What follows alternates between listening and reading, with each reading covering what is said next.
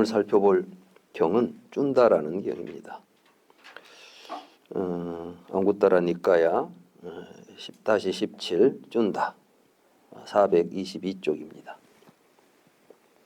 한때 세종께서는 빠와에서 대장장이 쭌다의 망고숲에 머무셨습니다.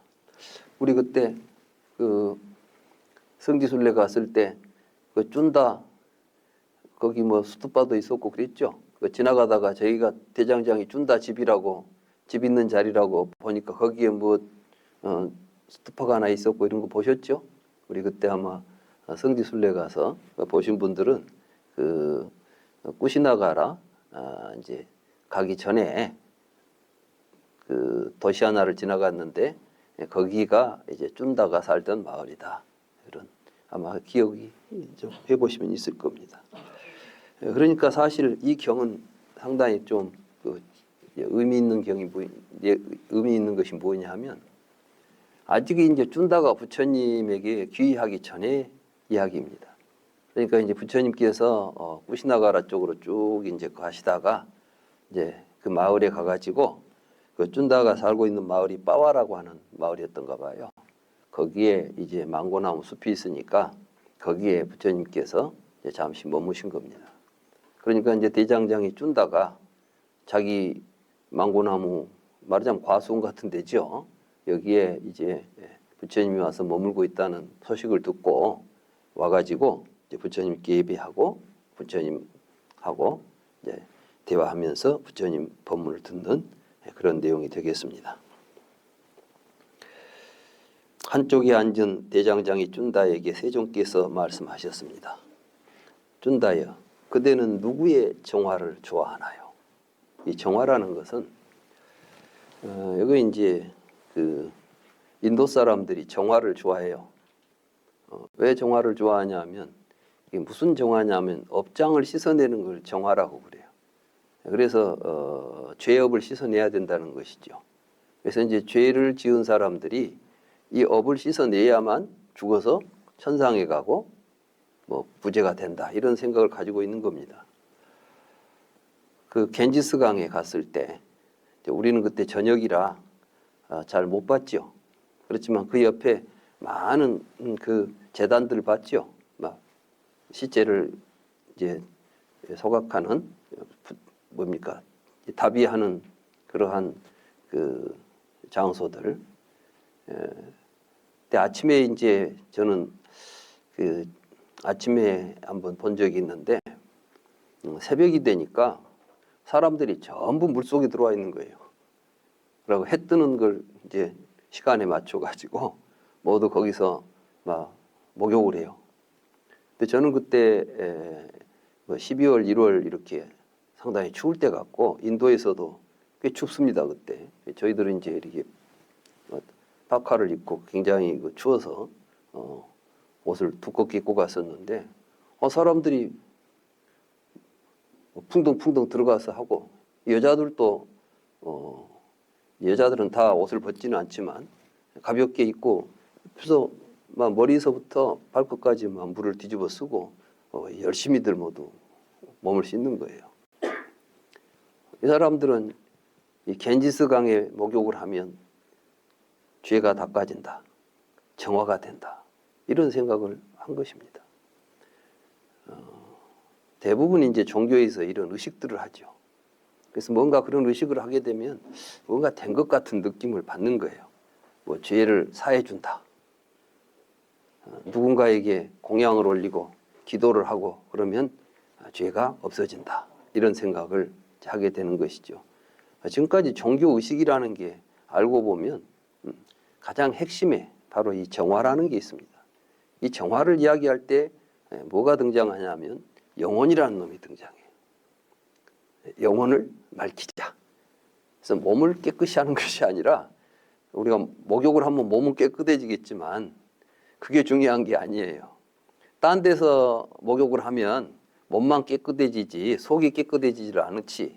그러니까 이제 영혼이 있고 그 영혼이 여러 가지 더러운 죄악에 물들어 있을 때 그걸 깨끗하게 정화하는 작업으로 이제 뭐 기도를 한다거나 제사를 올린다거나 이런 행동들을 해왔던 것입니다. 그걸 우리가 요즘 말하면 종교라고 말하는 것이죠. 그래 이제 부처님께서 쭌다에게 그대는 어떤 종교를 이제 종교 의식을 좋아하는가를 물은 것이죠. 세존이시여 물병을 들고 수초 화만을 걸고 불을 숭배하는 서쪽 지방의 바라문들은 물에 들어가 목욕 제기하고 정화를 시행합니다. 저는 그들의 정화를 좋아합니다. 그러니까 이제 이쪽 서쪽 지방이다 그러면은 아마 저희들이 갔을 때 그쪽이 좀 구시나가르가 좀 이렇게 중앙 쪽으로 갔었죠. 이쪽 인도에서 전체적으로 보자면 서해안에서 본다면 약간 중앙 쪽에 치우쳐 있습니다. 그러니까 이제 아마 바라나시 정도도 막 저쪽에서 봤을 때는 서쪽 바라문들이 아니겠는가 생각이 됩니다.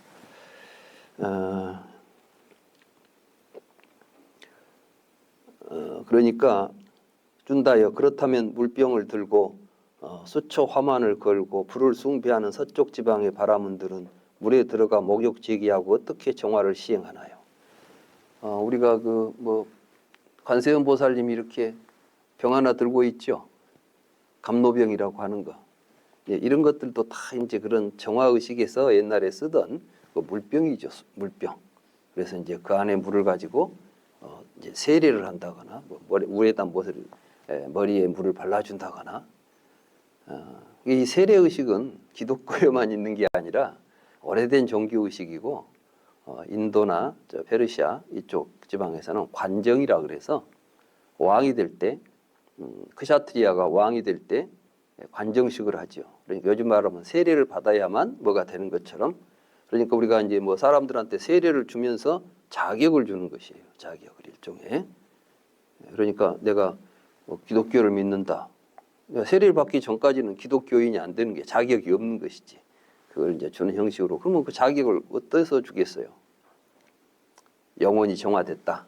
뭐 이런 이제 의미를 가지고 그래서 물을 가지고 씻는다는 것이 항상 이제 영혼을 맑힌다는 그런 의미하고 서로 상통하는 면이 있습니다. 그래서 이제 그러한 목욕 제기하고 하는 것을 이제 정화 의식으로 봤던 것이죠. 세존이시여 물병을 들고 수초 화만을 걸고 불을 숭배하는 서쪽 지방의 바라문들은 물에 들어가 목욕 제기하고 신도에게 불쌍한 사람아 이리 오너라. 너는 이른 아침에 잠자리에서 일어나 땅을 만져라. 만약에 땅을 만지지 않으려면 신선한 쇠똥을 만져라. 만약에 신선한 쇠똥을 만지지 않으려면 푸른 풀을 만져라. 만약에 푸른 풀을 만지지 않으려면 부르신에게 예배하라. 만약에 부르신에게 예배하지 않으려면 합장하고 태양을 애경하라. 만약에 태양을 애경하지 않으려면 밤중인 삼경에 물에 들어가서 목욕 제기하라라고 알려줍니다. 그러니까 삼경이니까 굉장히 깊은 밤에 물 속에 가서 이제 목욕하고 뭐 기도하라는 뜻이죠. 세존이시여 이와 같이 수병을 들고 수초 화만을 목에 걸고 수초 화만이라는 것은 이제 물에서 피는 꽃들이니까 뭐 수련이나 뭐 이런 꽃을 가지고 목에다가 걸고 목에다 거는 그 꽃 목걸이 있죠. 그걸 화만이라고 그럽니다. 그래서 여러분들 그 뭐 인도나 이쪽 동남아 쪽 가면 사람들이 목에다가 화만을 많이 거는 거 보셨죠? 그걸 이제 걸고 불을 숭배하는 서쪽 지방의 바라문들은 물에 들어가 목욕 제기하고 정화를 시행합니다. 저는 그들의 정화를 좋아합니다. 이건 이제 쭌다만 그런 게 아니라 그 당시 인도 사람들은 이렇게 해서 정화를 하면 영혼이 맑게 정화가 된다 이런 믿음을 가졌던 것 같습니다. 쭌다여 물병을 들고 수초 화만을 걸고 불을 숭배하는 서쪽 지방의 바라문들이 물에 들어가 목욕 제기하고 시행하는 정화는 성자의 율에서 행하는 정화와 다르군요. 그러니까 부처님께서는 지금 정화를 여기 정화한다고 되느냐 이렇게 말하시는 게 아니라 그 우리하고 좀 다르게 하는데 이렇게 말씀하시는 거예요. 지난번에도 제가 말씀드렸지만은 불교에 뭐 정화하는 법이라는 게 따로 있는 건 아니죠. 그런데도 부처님이 이제 그런 정화를 해야 된다는 믿음을 가진 사람한테 정화 같은 거 하지 마라 이렇게 말할 수는 없는 거예요. 더 좋은 방법이 있다. 우리는 그런 식으로 정화하지 않는다. 이제 이런 말씀을 하시는 겁니다. 세존이시여 그렇다면 성자의 율에서는 정화를 어떻게 합니까? 세존께서는 부디 저에게 성자의 율에서는 정화를 어떻게 하는지 가르쳐 주십시오. 준다여 그렇다면 잘 생각해 보시오. 내가 가르쳐 주겠소. 준다는 세존이시여 그렇게 하겠습니다라고 세존께 대답했습니다. 세존께서 말씀하셨습니다. 준다여 몸에 의한 3가지 부정이 있고 언어에 의한 4가지 부정이 있고 마음에 의한 3가지 부정이 있다고. 그러니까 우리가 정화를 하려면 더러운 것이 뭐인 줄 알아서 그 더러운 걸 씻어내는 게 정화 아닙니까? 근데 뭐 정화를 한다면 영혼이라는 것이 있어갖고 영혼에 뭔 우리가 보통 이제 물을 영혼이 뭐 더럽다 그러면 뭐 사악한 기운이 안에가 끼어 있다 뭐 이런 식으로 생각하기 쉽잖아요. 그래가지고 뭐 이제 악마가 들어있다. 그래가지고 또 악마를 또 쫓아내고 빼낸다는 또 그 퇴마 의식도 하잖아요. 어디 보니까 뭐 전에 한번 어디 인터넷에 보니까 어느 교회 목사가 안수를 하는데 악마야 물러가라 딱 그렇게 하니까 신도를 앞에 놔두고 안수하면서 악마야 물러가라 그러니까 갑자기 막 아팠던 사람이 막 낫고 막 이런 게 이제 나오더라고요. 지금도 그렇게 이제 사람을 속이고 그래가지고 그 굉장히 이제 그분 돌아가셨죠. 이재록 목사라고. 그분 뭐 인터넷 이제 돌아다녀서 하나 보니까 그렇게 그런 짓을 하더라고. 그러니까 마치 이제 그런 원 영혼이 있어서 그런 것을 이제 영혼에 들어있는 뭐 악귀가 있다거나 뭐 악이 있다거나 뭐 하여간 더러운 것이 있다고 생각하는 거죠. 그럼 부처님께서 보신 이 더러움은 무엇일까요? 그건 바로 우리의 더러운 행실입니다. 그래서 이제 부처님께서는 3가지 부정은 어떤 것인가? 준다에 어떤 사람은 살생을 한다고.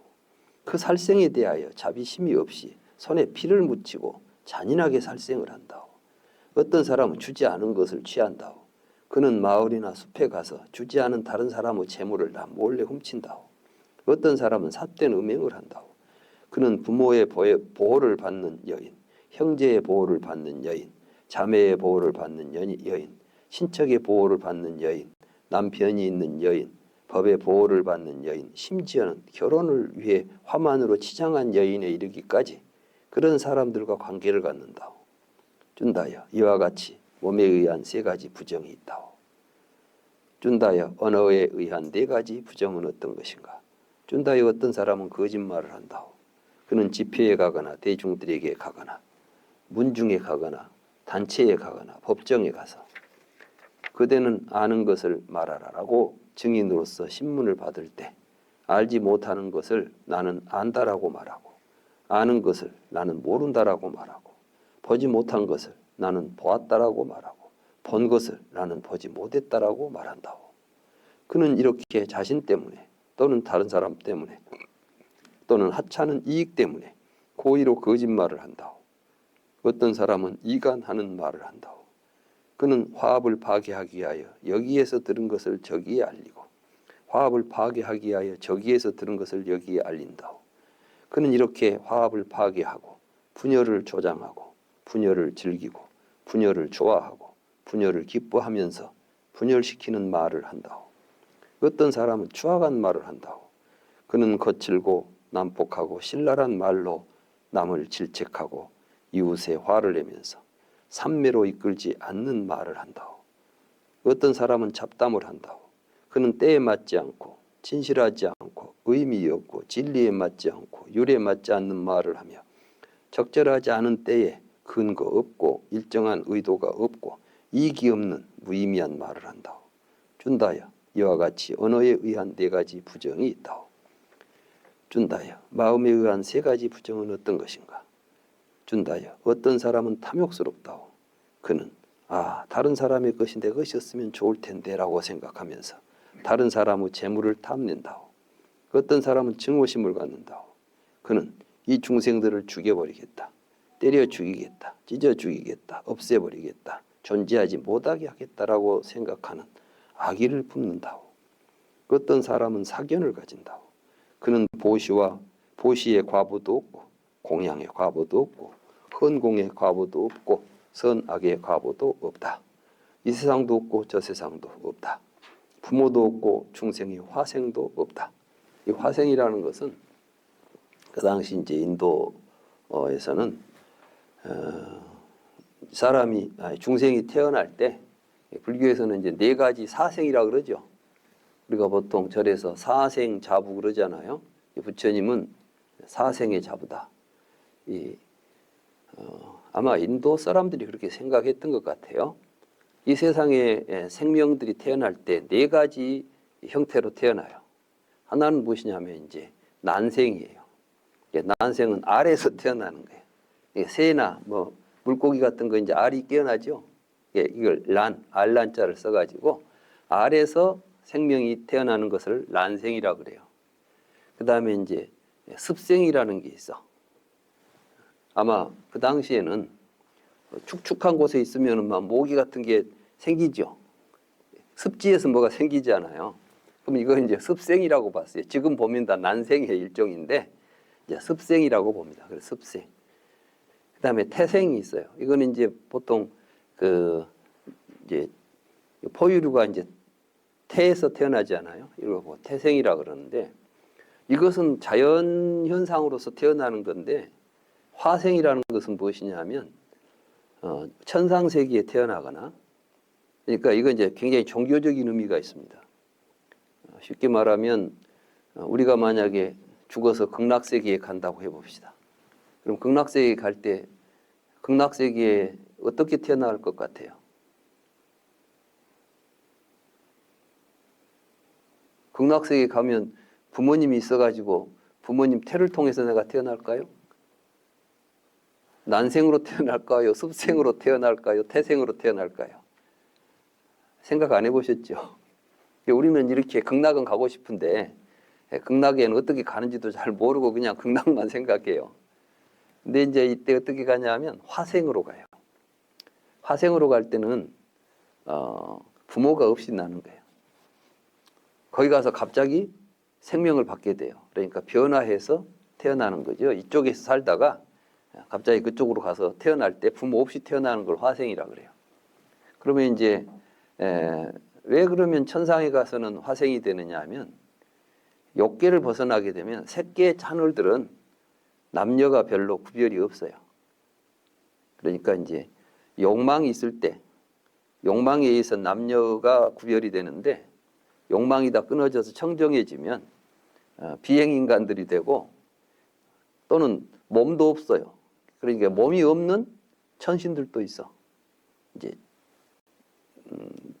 아마 인도 사람들이 가졌던 세계관일 거예요. 그런데 거기에 태어나려면은 부모가 없으니까 화생으로 태어나요. 이걸 보고 이제 화생이라고 그럽니다. 그래서 이제 극락세계는 어떻게 태어나냐 면 극락세계 가면 구품연화대가 있어. 그래서 8단계의 연꽃 방죽이 있어요. 근데 거기 아침마다 연꽃이 피어. 연꽃이 필 때 보면 극락세계로 화생한 사람들이 연꽃 속에서 동자로 태어나는 거예요. 이게 이제 심청전에서 심청이가 인당수에 빠졌잖아요.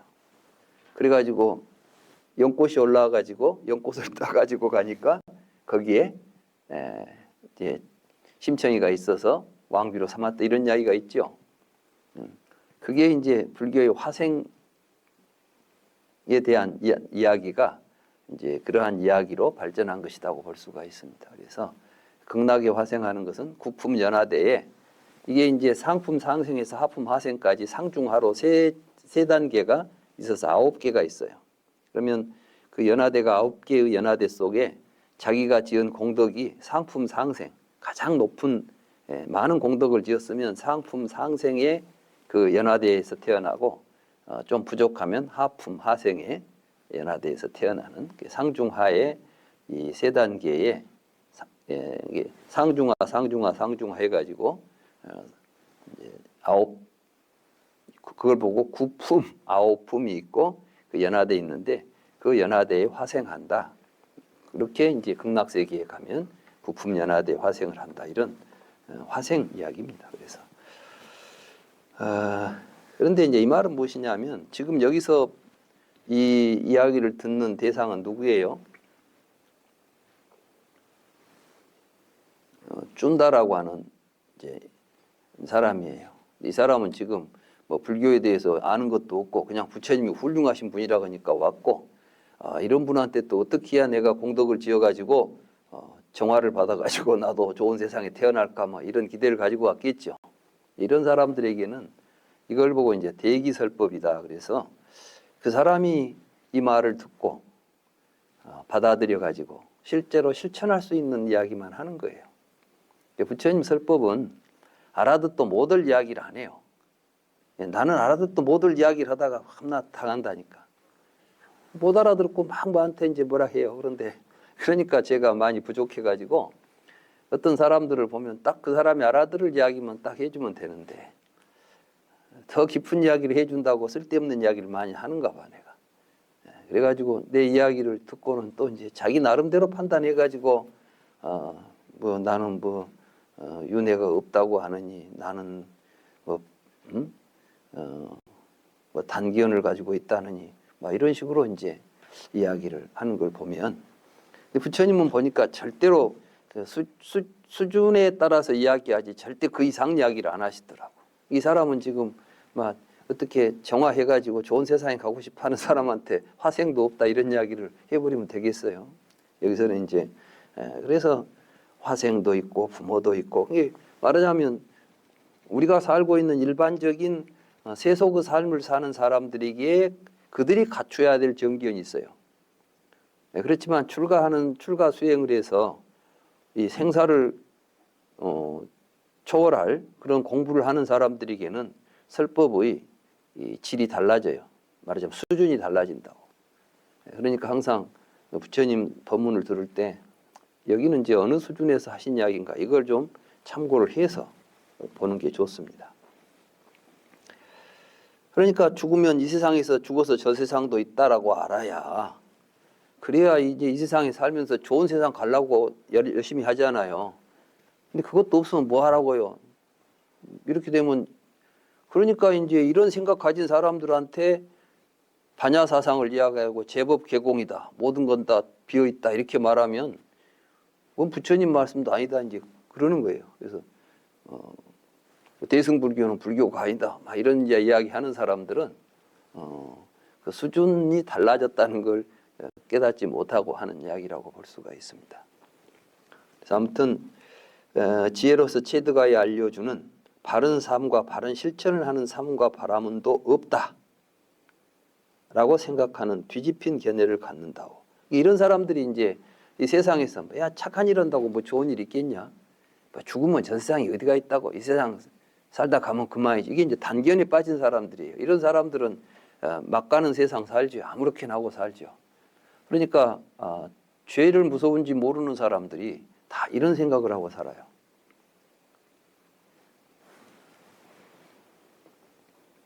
쭌다여 이와 같이 마음에 의한 세 가지 부정이 있다오. 쭌다여 이들은 열 가지 불선업도라오. 그러니까 이제 부처님께서는 불선업과 그러니까 선업과 불선업을 이야기하면서 바로 이 10가지 십선이라 그러죠. 십선, 십불선, 십선 그래요. 그래서 이제 이 10가지 불선업을 짓지 않는 걸 십선계라 그래요. 그러니까 우리가 5개 이야기하죠. 5개를 좀 더 확장하면 십선계가 되는데 그게 뭐냐면 살생하지 않고 도둑질하지 않고 사음하지 않고 이게 이제 몸으로 짓는 세 가지 업. 이걸 또 십업이라고 그래요. 신구이 삼업이라 하고 몸으로 세 가지, 입으로 네 가지, 뜻으로 세 가지, 그래서 이 합쳐서 10업이라고 그러는데, 그 업이 청정하면 선업이라고 그러고 청정하지 못하면 악업이다. 그래서 이 10선업도가 굉장히 이제 부처님이 강조하신, 우리는 생각을 하고 말을 하고 행동을 하는데 어떤 생각으로 어떤 말을 하고 어떻게 행동할 것인가가 업이에요. 그걸 이제 구체적으로 우리 현실적인 삶 속에서 이야기하신 게 10선업 또는 10업. 이걸 이제 어떻게 하는 것인가. 그러니까 결국 더럽고 깨끗한 것은 업의 문제다 이 말이에요. 업의 문제. 이게 내가 하는 행동의 문제지 어떤 영혼이 있어가지고 그 더러운 영혼이 더러운 짓을 하고 있는 게 아니라는 거예요. 그러니까 씻는다고 해서 몸을 씻는다거나 또는 보이지도 않는 영혼이 내가 지금 물속에 들어가서 목욕을 하면 깨끗해질 것이다. 또는 어디 가서 세례를 받고 기도를 하면 내가 뭐 사함을 받고 용서가 될 것이다. 이런 생각 자체가 터무니없는 거예요. 그거. 사주팔자 보는 거나 뭐가 달라요, 그게. 근데 우리는 자꾸 뭐 사주팔자 보는 건 미신인데 어디 가서 뭐 기도하고 은혜를 받고 이런 것은 아니대. 구조적으로 뭐가 달라요? 전혀 다르지 않습니다.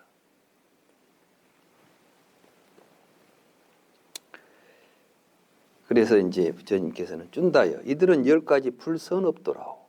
쭌다여 이들 10가지 불선업도를 갖추면 이른 아침 잠자리에서 일어나 땅을 만져도 청정하지 않고 땅을 만지지 않아도 청정하지 않으며 신선한 쇠똥을 만져도 청정하지 않고 쇠똥을 만지지 않아도 청정하지 않고 풀을 만져도 청정하지 않고 만지지 않아도 청정하지 않고 부르신에 예배해도 청정하지 않고 예배하지 않아도 청정하지 않고 합장하고 태양에 예경을 해도 청정하지 않고 또 예경하지 않아도 청정하지 않으며 밤중에 삼경에 물에 들어가서 목욕제기에도 청정하지 않고 들어가서 목욕제기를 하지 않아도 청정하지 않다오.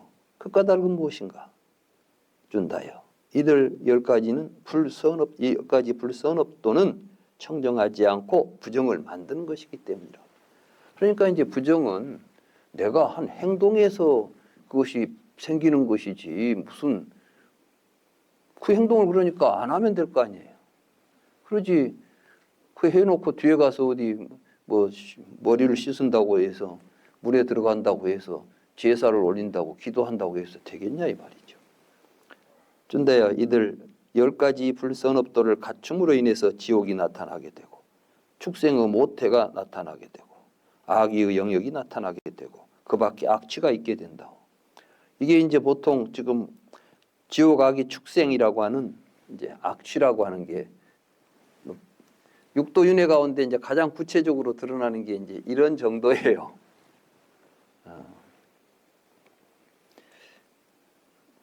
그러면 축생의 모태라는 건 뭐겠어요? 우리들의 잘못된 행동이 말하자면 자기의 삶을 자기를 축생 같은 존재로 만드는 거예요. 나의 잘못된 행동이 나를 고통 속으로 몰아넣는 거예요. 그러니까 지옥 악의 축생이라고 하는 것이 정말 지옥이라는 데가 있고 악이라는 데고 축생이라는 데가 이렇게 공간적으로 어디 따로 있는 게 아니라 바로 우리의 행동이 나의 삶을 그렇게 몰아넣는 겁니다. 아마 지금 이 순간에도 지옥 속에 갇혀 있는 사람이 있을 거예요. 엄청 괴로워서 지금 뭐 어쩔 줄 모르는 사람이 있지 않겠어요, 지금? 그 누가 그랬어요? 누가 거기다 몰아넣어놨어요? 자기가. 근데 그런 사람들은 자기라고 생각 안 해요. 앞에서 지금 막 시위하고 한 사람들이 나를 이렇게 괴롭히고 있다고 생각하는 거예요. 과연 그렇습니까? 그렇지 않잖아요. 어리석은 사람은 그 인과를 볼 줄 몰라요. 내가 왜 지금 이런 상태에 빠져 있는지. 그리고 자기가 알고 있는 식으로 문제를 해결하려고 합니다. 그러면 문제가 해결되겠습니까? 제대로 된 원인이 제거되지 않으면 안 되겠죠. 그러니까 더욱 악수를 두는 거야. 이번에도 보면 처음에 계엄 이제 실패하고 나니까 잘못했다고 반성했잖아요. 이제 모든 일은 뭐 당하고 뭐 하도록 하고 나는 뒤로 좀 물러설 것처럼 이야기를 했다가 며칠 뒤에는 또 가만히 보니까 생각이 달라졌나 봐. 그러니까 이제는 끝까지 싸우겠다 또 이렇게 나와요. 그 말을 듣고 아마 좀 막아야 되겠다고 생각했던 사람조차도 변심이 많이 됐을 거예요. 이만큼 어리석으면 스스로 자기 무덤을 파는 겁니다. 세상은 다른 사람에 의해서 자기가 나락에 빠지거나 고통에 빠지거나 이렇게 하지 않습니다. 살펴보면 다 자기가 하는 일에 의해서 나오는 것들이에요. 우리 눈에 보이지 않는다고 해서 어리석으니까 안 보일 뿐이지. 사실 지혜 있는 눈으로 보면 다 보이는 거예요. 뻔하게 보여요. 정말 너무 눈에 선하게 보여. 제가 볼 때 지금 왜 이런 상황이 되어 있는지가 뻔히 보여. 나만 보게 있는 게 아니더라고요. 보면 사람들은 다 그렇게 말해요. 뭐가 잘못됐다고 이야기를 하고 있잖아요. 요즘 보면 뭐 얼마나 많은 매체들이 있습니까? 거기에서 보면 왜 이런 일이 벌어졌는가에 대한 분석들 다 하고 있어. 그런데 자기만 못 봐. 그리고 자기만 엉뚱한 소리를 하는 거예요. 이게 어리석음이에요. 아, 참. 그러니까 결국 뭐가 나타났어요, 지금. 지옥 같을 겁니다. 얼마나 힘들겠어요. 이런 것들이 안 나타나. 우리 눈은 뻔히 보지 않아, 지금. 우리가 이렇게 보면서도 또 이 법문을 우리가 믿으려고 하지 않아. 이 이야기를 들으면서도 설마 뭐 좋은 이야기하고 착하게 살라는 말씀이겠지 이래요. 착하게 살라는 게 왜 착하게 살라고 하겠어요? 착하게 살아야 행복하니까 착하게 살라고 하는 거예요. 준다여 몸에 의한 세 가지 청정이 있고 언어에 의한 네 가지 청정이 있고 마음에 의한 세 가지 청정이 있다오. 준다여 몸에 의한 세 가지 청정은 어떤 것인가? 준다여 어떤 사람은 살생을 멀리하고 살생하지 않는다오. 그는 몽둥이와 칼을 내려놓고 부끄러워할 줄 알며 연민을 가지고 모든 생명을 동정하여 이익을 주며 살아간다오. 이 참 중요합니다. 부끄러워할 줄 알아야 돼요. 예. 자기 잘못을 자기가 인정할 줄 알고 그 잘못된 일을 자기가 행했을 때 이게 참 후회도 할 줄 알고 부끄러워할 줄 알아야 돼. 어떤 정신과 의사가 이번 사태를 진단하면서 대통령의 정신 상태에 대해서 상당히 심각하다. 뭐가 심각하냐? 자기애에 빠져 있대요. 이런 사람들은 다른 사람이 자기의 잘못을 이야기하는 걸 견디들 못한답니다. 이게 이제 그건 좀 시정하세요 이렇게 하잖아요. 그럼 절대로 못 받아들인대요. 이게 자기가 절대적으로 옳고 자기 생각 위에 다른 생각을 받아들일 생각이 전혀 없답니다. 이게 굉장히 심각한 그 문제를 일으킨다고 그래요. 가만히 보니까 전형적으로 그런 것 같아요. 그리고 그렇게 아니면 이제 엄청난 막 화를 내고 그 다음에는 자기를 정당화시키는 일을 한대요. 그래서 어떤 식으로 하든 내가 옳다는 것을 이제 만들어낸대요. 그러니까 말도 안 되는 스토리를 지가 만드는 거야. 나는 이래서 내 행동은 이래서 정당해.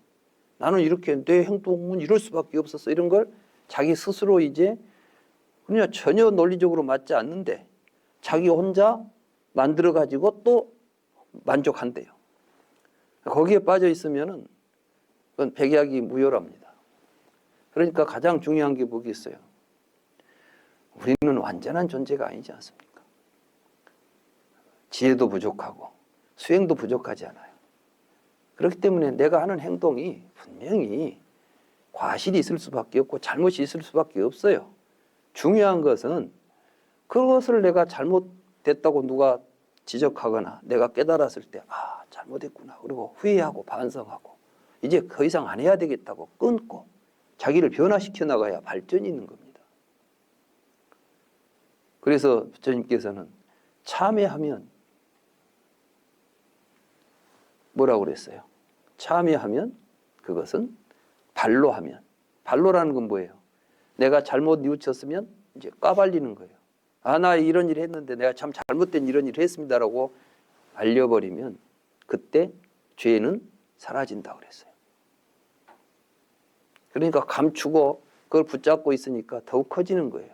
지금 이 사태가 계속 내가 보니까 지금 빨리빨리 정리돼야 될 일을 키우고 있어요. 혼자만 키운 게 아니더라고요. 집단적으로 키우고 있어요. 지금. 그러니까 큰 문제가 되는 겁니다.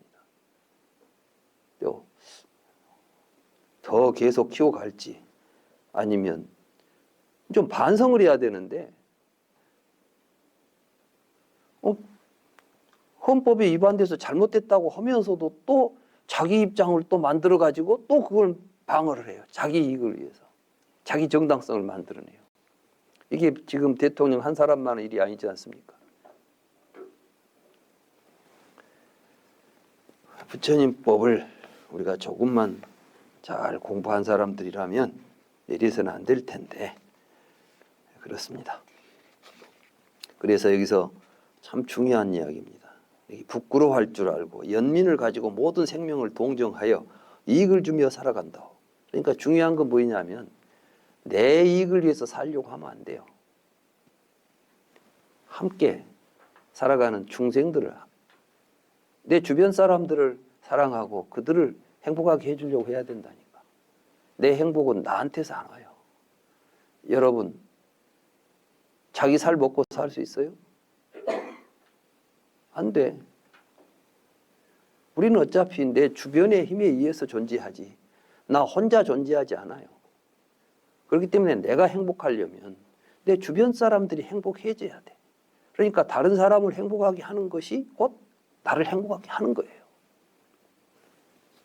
그러니까 없이 살아도 서로 나누면 행복해져요. 아무리 많이 가지고 있어도 나누지 않으면 행복이 없습니다. 여러분 맛있는 음식 혼자 맛있게 먹으면 얼마 동안 맛있게 먹을 수 있을 것 같아요? 내가 먹어보니까 30분 먹고 나면 그 다음부터는 아무리 맛있는 음식도 맛이 없어지더라고. 안 그래요?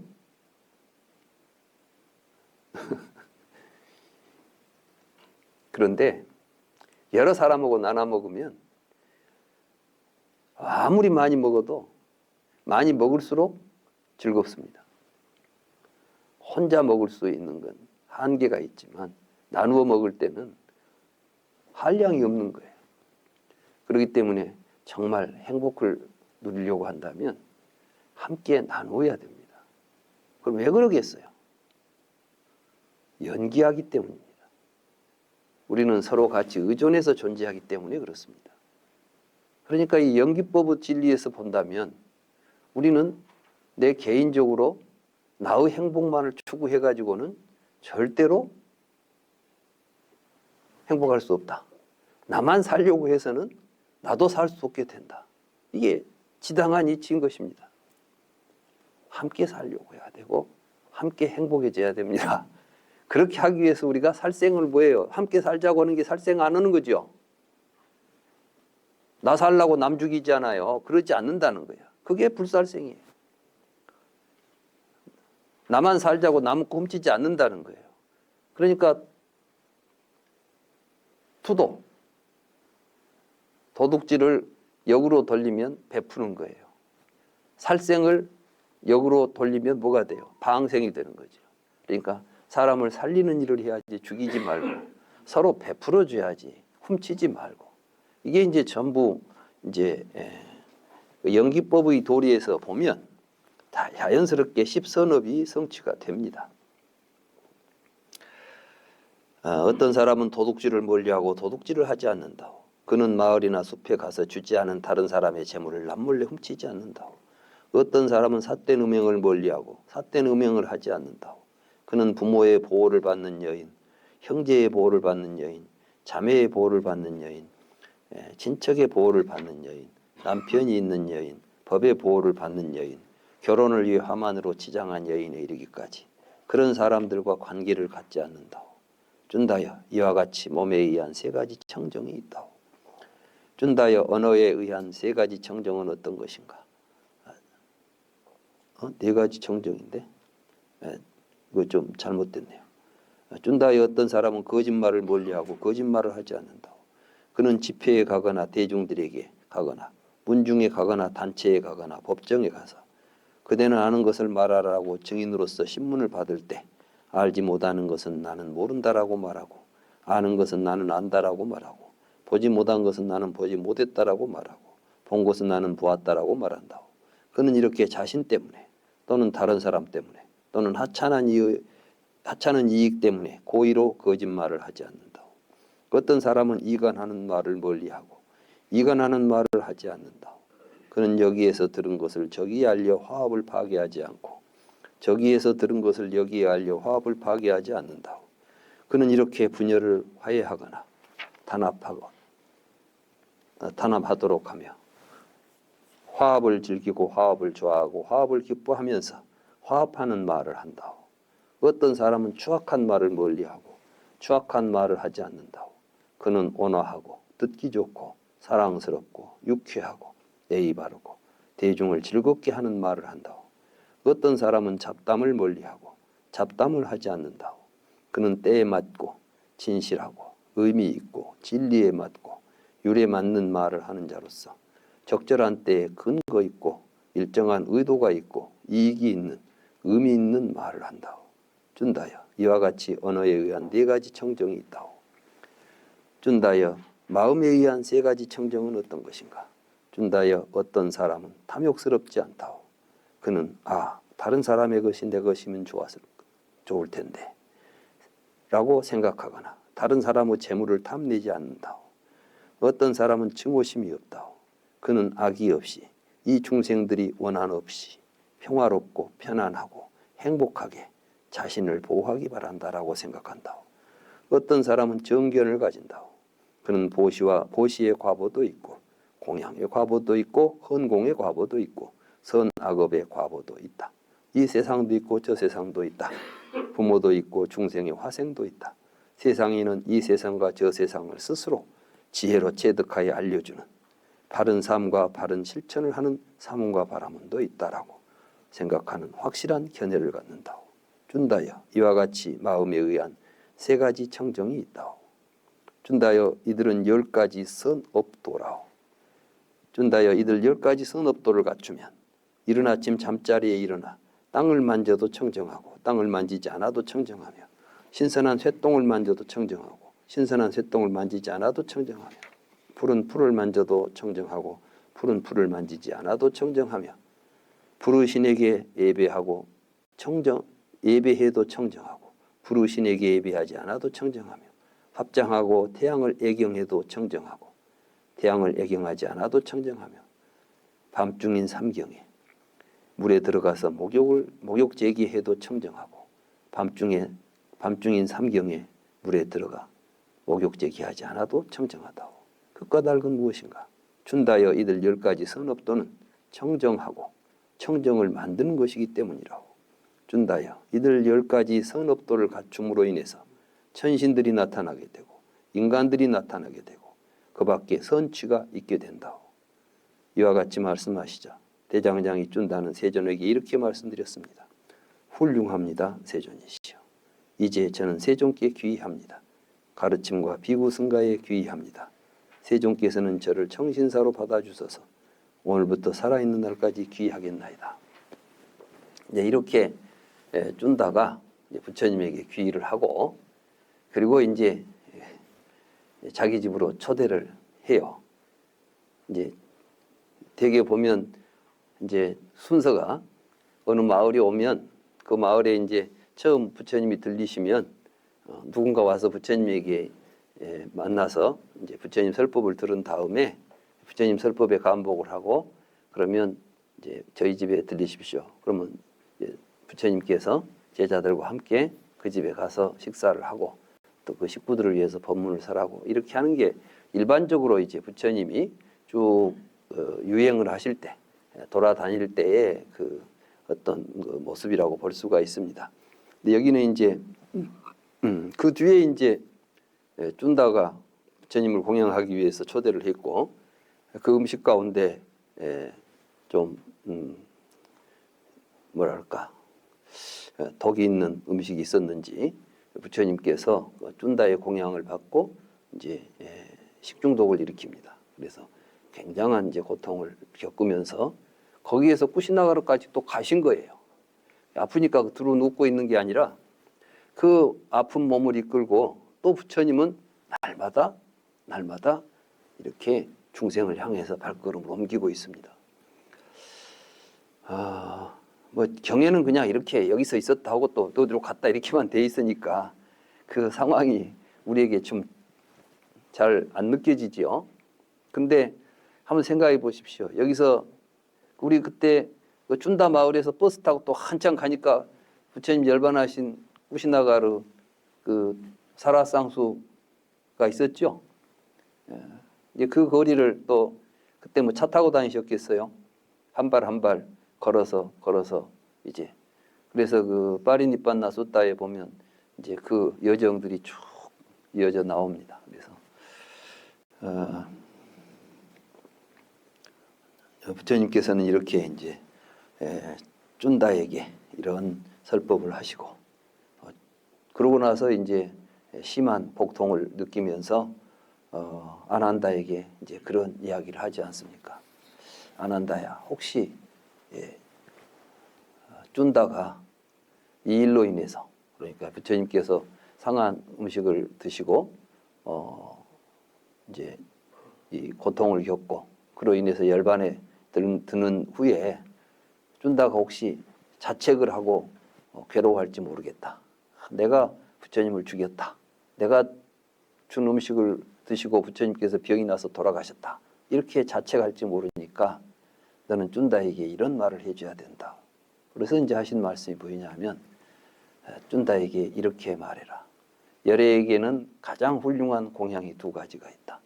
그것은 열애가 처음 정각을 이룰 때 열애에게 올리는 공양이다. 그건 수자따가 내가 네란자라강 변 보리수 그 있었죠. 우리 이제 성불하신 곳 있잖아요. 그때 이제 수자따라고 하는 동네 소녀가 부처님이 이제 고행을 하다 쓰러져 가지고 누워 있는 걸 보고 우유죽을 끓여 가지고 와서 부처님에게 공양을 올렸다. 이것이 열애에게 올린 최초의 공양이고 이제 쭌다가 올린 이 공양이 열애에게 올린 마지막 공양이다. 그 열애에게 올린 공양의 공덕의 크기는 처음 올린 공양과 마지막에 올린 공양의 크기는 똑같다. 그래서 쭌다에게 그대는 열애에게 그렇게 공덕이 되는 마지막 공양을 올렸다고 생각해야 된다. 이렇게 쭌다에게 일러 주어야 된다. 이런 이제 말씀을 하십니다. 이게 열애예요. 열애에게는 생사가 없습니다. 지금 쭌다는 언젠가 우리는 죽습니다. 근데 죽기 전에 어떤 행동이 나를 죽인 행동이라고 해야 되겠어요? 중요한 건 쭌다가 부처님을 죽이려고 음식을 올렸습니까? 아니면 부처님을 공경하고 존중하고 부처님을 위해서 공양을 올렸겠습니까? 그걸로 인해서 어떤 일이 벌어졌는가는 다른 문제입니다. 열애는 이제 그 일로 인해서 또 부처님은 진짜 마지막 공양이 가장 훌륭한 공양이라고 어디 법에 그런 법이 있겠어요? 열애는 이 일로 인해서 쭌다가 또 얼마나 번민하고 평생을 죄책감 속에서 살아간다는 것은 부처님이 참아 볼 수 없는 거예요. 어떻게 해서라도 쭌다를 기쁘게 하고 쭌다의 마음에 어떠한 회한도 없이 이제 인생을 살아가면서 내가 열애에게 마지막 공양을 올린 사람이다라고 깊은 생각으로 가면 얼마나 좋겠어요. 그렇습니다. 우리가 살아가는 모든 인연은 결과가 어떻게 되든 모든 사람들이 서로 기뻐하고 환희심을 가지고 함께 살아갈 수 있는 세상을 만들어야지. 그래서 원한의 마음을 서로 갖지 않도록 하는 것이 가장 중요한 일이 아니겠는가 이런 생각을 하게 됩니다. 이게 바로 청정한 일인 것입니다. 근데 많은 종교에서는 어떤 의식을 통해서 뭐가 청정해진다는 이야기들을 합니다. 부처님께서는 시종일관 하시는 말씀이 어떠한 종교적인 의식이 우리를 청정하게 하는 것이 아니라 우리의 청정한 행위가, 청정한 업이 우리를 청정하게 하고 그 업 자체가 청정한 것이다. 이렇게 말씀하신 것입니다. 네, 이제 좀 잠깐 쉬었다가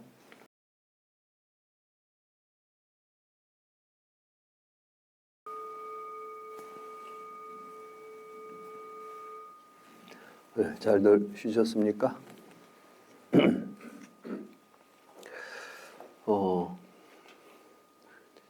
예, 불교는 업설입니다. 연기설도 업설입니다. 그러니까 연기설은 많은 사람들이 불교를 연기설과 업설을 서로 모순된 사상이라고들 이야기합니다. 왜냐하면 업설은 윤회설하고 연결되어 있다고 보는 것이죠. 그래서 업을 지어서 윤회한다면, 그러면 업이 있어가지고 윤회를 하게 되면 무아설이 성립이 안 된다는 거예요.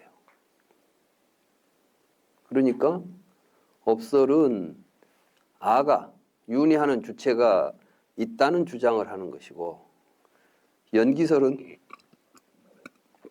무아설. 이게 이제 연기설은 무아설과 연결되어 있고, 업설은 윤회설과 연결되어 있으니까 두 사상은 서로 모순된 것이기 때문에 불교 안에서 어떤 그 서로 원만한 관계를 유지하기가 어렵다는 것입니다. 그래서 이제 그걸 억지로 만들다 보니까 교리가 어려워졌다. 뭐 이런 이제 이야기들을 해요. 근데 그게 일면은 맞고 일면은 틀립니다. 어떤 면이 맞냐 하면 아비달마 불교가 업설과 윤회설을 서로 다른 차원으로 봤어요. 그러다 보니까 업설을 이야기하려고 보니까 자꾸 무아설이 걸리는 거예요. 그런데 무아를 어떻게 극복해가지고 윤회설을 만들어야 되겠어. 그래서 나온 게 이제 무아윤회설이에요. 여러분들이 아마 무아윤회설이라는 이야기 많이 공부하신 분들은 들어보셨을 거예요. 불교는 무아설이면서 윤회설을 가지고 있다는 겁니다. 그럼 어떻게 해서 무아인데 윤회란 말이냐? 그러니까 우리 존재가 상속하는, 말하자면 영원히 존재하는 것도 아니고 그렇다고 해서 존재가 아예 없는 것도 아니다. 그러면 존재는 어떻게 있느냐? 존재는 상속을 통해서 있다. 상속이라는 건 서로 A라는 존재가 그 다음에 B라는 존재로 이어지고 C라는 존재로 이어지고 D라는 존재로 이어지는 이러한 상속의 관계 속에서 윤회가 일어난다. 그러니까 내가 사람이었던 내가 다음에 죽어서 축생이 되면 사람 몸이 축생의 몸으로 어떤 놈이 들어가는 게 아니라 업만 상속해 간다는 거예요. 업이 그쪽으로 들어가 이제 말하자면 내가 지은 업이 이제 상속이 돼가지고 다른 존재에게 덮어 씌워져 들어가는 거죠. 그러면 이게 뭐가 되냐면 업실제론이 돼요. 그럼 업이 실제로 존재하고 있고 업이 그러니까 사람은 죽어도 업은 실제해가지고 시간적으로 존속성을 가지고 있다. 이런 이제 가정을 해야 돼. 그런데 이게 업은 정신이겠어요, 물질이겠어요? 업이 정신이라면 지가 뭔 생각을 해야 되는데 이게 업은 정신은 아니야. 그러나 그렇다고 해서 우리 눈에 보이지도 않아. 이런 걸 보고 이제 무표색이다. 그러니까 색이라는 건 우리에게 드러나야 되는데 보이지 않지만 정신적이지 않는 것.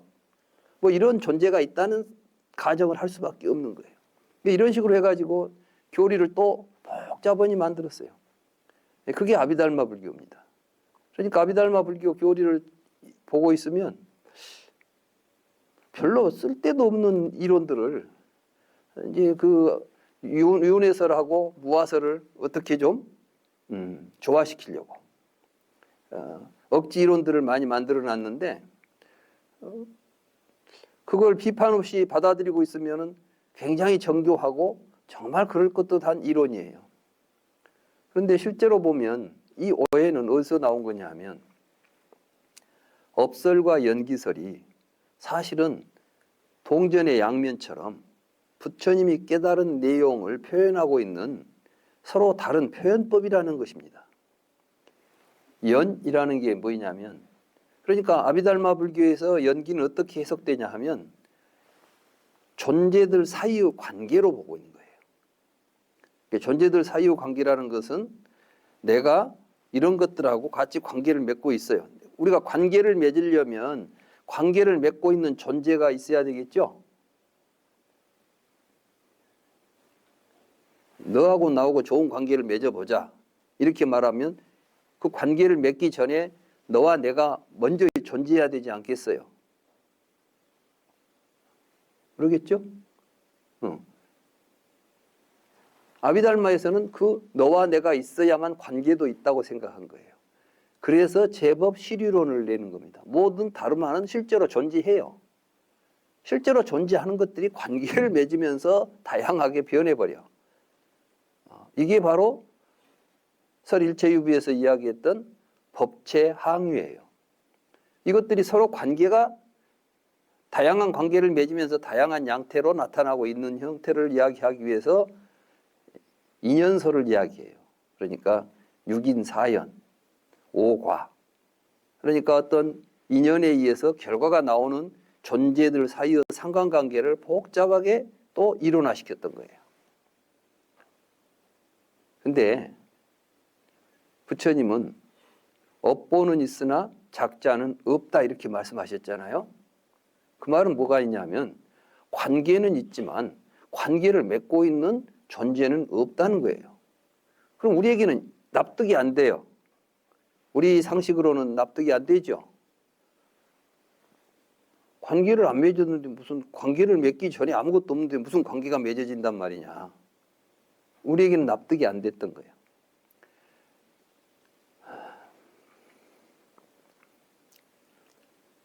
그런데 그러면 왜 이렇게 납득이 안 되느냐? 부처님의 설법을 제대로 이해를 못하고 있기 때문에 그래요. 그럼 부처님의 설법을 어떤 걸 제대로 이해를 못했느냐? 부처님께서는 일체는 12입처다. 그러니까 우리가 존재라고 보고 있는 것들이 있지 않습니까? 산, 강, 들, 뭐라고 하든 우리가 이름 붙이는 모든 존재는 첫째 어디서 출발하냐면 우리들의 지각 활동에 근거하고 있다는 거예요. 지금까지 모든 철학이나 종교에서 우리들에게 이 세계에 존재하는 모든 존재의 뿌리가 어디에 있느냐라고 했을 때 기독교 같은 경우는 하나님이라고 했어요. 하나님이 세계를 창조했다는 거예요. 그러니까 이 세상의 모든 존재는 누가 만들어서 존재하게 됐다는 겁니다. 그럴듯하죠? 믿어버리면 돼요, 그냥. 이 모든 거 하나님이 만들어 놓은 것인가 보다. 우리가 이렇게 납득하면 또 그렇게 믿고 살 수 있어. 그 세월을 수천 년 살았고 지금도 그렇게 살고 있으니까. 과학자들은 이건 누가 만든 것은 아닌데 뭐 있는 것들이 모여가지고 되어 있다. 이런 생각을 할 수 있는 거예요. 그런데 부처님은 그러면 있는 것을 누가 보지? 있는 줄 어떻게 알아요? 우리는 어떻게 있다는 생각을 갖게 돼요? 보고 듣고 냄새 맡고 맛보고 만지고 생각하니까 있다는 생각을 갖게 되지요. 그러니까 부처님은 존재가 있는지 없는지는 지금 우리가 말할 단계가 아니에요. 중요한 것은 내가 있다고 말하는 것이 모두가 다 나의 지각 활동을 통해서만 알려지는 사실이에요. 근데 우리는 단순하게 생각했어요. 있으니까 봤겠지. 있으니까 봤겠지. 그러죠? 밖에 있고, 그러려면 우리는 어떤 구조를 가져야 되냐면 있는 것은 그대로 그냥 보이는 구조, 거울 같은 마음을 가지고 있어야 돼. 거울은 밖에 있으면 그대로 안에 상이 비치죠. 우리는 거울을 보고 저 반대편에 뭐가 있다는 걸 알 수 있죠. 거울을 이렇게 비춰보니까 사과가 보여요. 그러면 저기에 있는 사과가 여기 비친다고 할 수 있잖아요. 그런 것처럼 많은 사람들은 우리들이 인식하는 것은 마음이라는 실체가 있어가지고 그 마음에 비치는 것은 밖에 있는 것이 마음 안에 비친다고 생각했어요. 그러니까 내가 본 것은 실제 있는 것을 본다는 생각이죠. 그래서 우리는 백문이 불여일견이다 이런 말 하지 않아요. 다시 말해서 내가 직접 본 것은 확실히 있는 것이다 이런 뜻이에요. 우리는 그런 것에 대해서 의심을 한 번도 해본 적이 없이 살아온 거예요, 인류가. 근데 부처님은 뭘 깨달았냐 하면 우리가 보고 있는 건 전부 명색을 보고 있다는 거예요.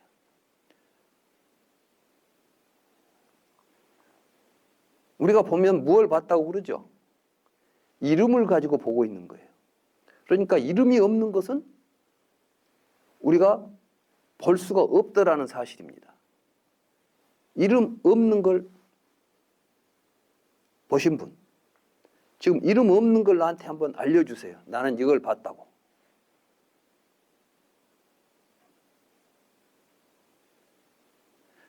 봤어도 나한테 할 말이 없어. 이름이 없어서. 내가 떡을 봤다, 산을 봤다, 강을 봤다 이렇게 말해야 되는데 떡, 산, 강 이런 게 전부 뭐예요? 이름이잖아요. 근데 이름이 없는 것을 보라 하니까 이름이 없으면 사실은 보이지 않는 거예요. 우리는 지금까지 그 너무나 당연하고 항상 일어나고 있는 현상을 한 번도 의심해 본 적이 없었던 거예요.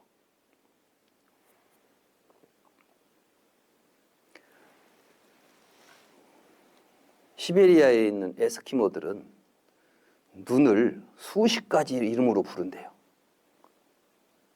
우리는 기껏해야 한 5가지나 한방눈, 쌀왕눈, 뭐 우박, 뭐 이렇게 해서 보면 눈에 대한 이름이 몇 가지예요. 알고 있는 게 몇 개 안 되죠.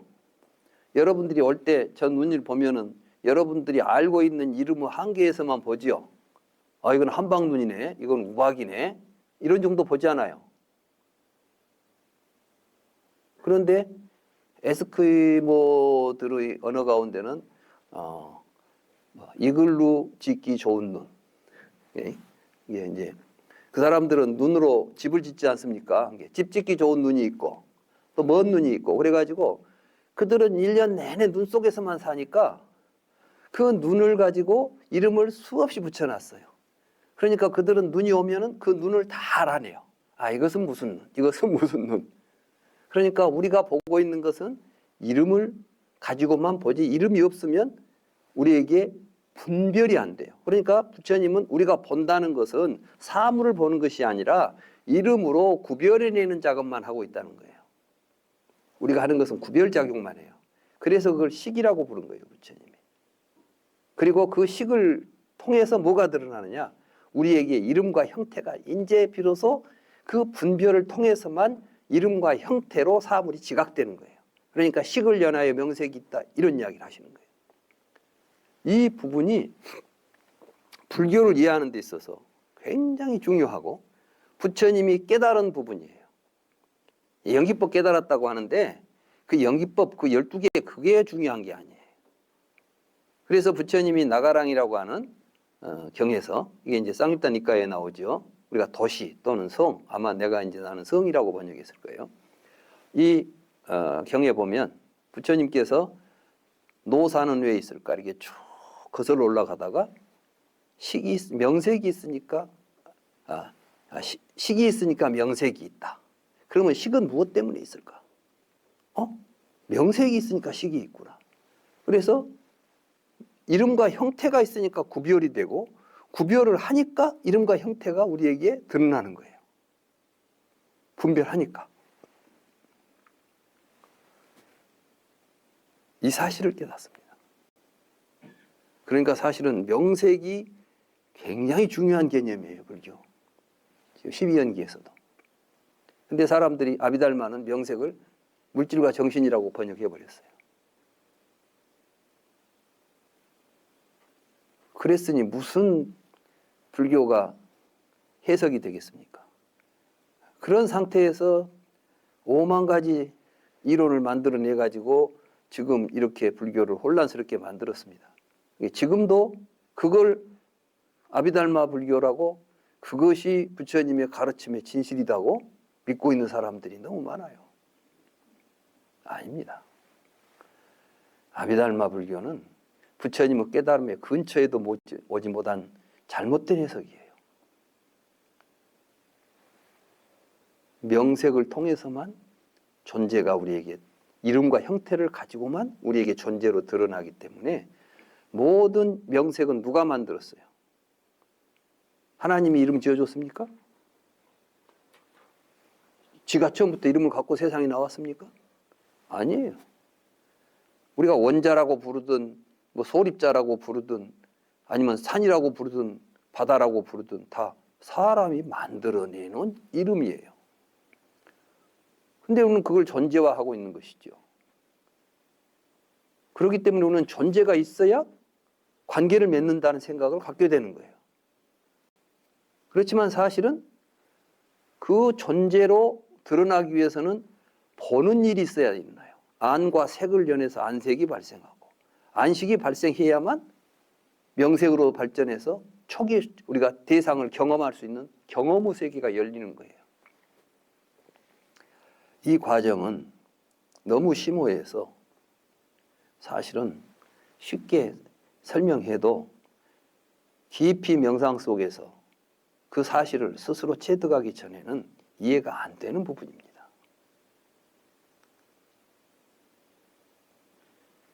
그래서 사람들이 공사상을 이해를 못하는 거예요.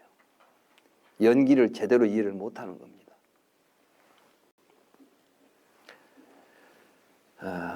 그래서 부처님은 우리가 보니까 우리가 보는 구조에 의해서 존재가 우리에게 드러나는구나. 그래서 일체는 12입처다. 우리가 보는 모든 것들은 보고 듣고 냄새 맡고 맛보고 만지고 생각하기 때문에 나타난 결과들이지 있어서 보는 게 하나도 없는 거예요. 그런 이제 관점에서 본다면 관계가 존재를 결정해요. 존재가 관계를 맺는 것이 아니라 관계가 존재를 결정합니다. 어떤 관계에 있냐에 따라서 어떤 존재가 되는 거예요. 제가 지난번에 불경이 나와가지고 기자들하고 간담회를 하는데 경향신문의 기자가 물었어요, 저한테. 연기, 이걸 무아, 이런 걸 어떻게 간단히 설명할 수 있느냐? 그래서 제가 그랬죠. 존재는 없고 관계가 있다. 존재를 결정하는 것은 관계다. 그래서 관계중심적 사고를 연기설이라 하고 무아설이라 하고 중도라고 한다. 이렇게 간단히 이야기를 했어요. 근데 이제 다른 신문사에서는 그건 내 이야기만 했지 그 내용을 다루지 않았더라고요. 근데 딱 경향신문 기자만 나한테 질문했고 이게 불교의 핵심이 뭐냐? 연기다. 그럼 연기를 좀 쉽게 이야기한다면 어떻게 설명할 수 있느냐? 그래서 내가 이제 설명을 했죠. 관계가 존재를 결정한다. 그 이야기를 이번 사태에 대해서 그 바로 뒤에 누군가 한겨레 신문 굉장히 이제 대기자라든가 한겨레 신문에서 아주 오랫동안 아마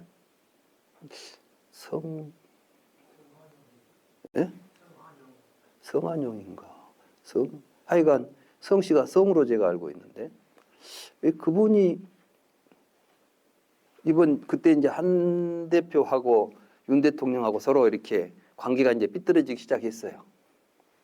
그러니까 그때 이제 그 이야기를 앞에 내놨더라고요.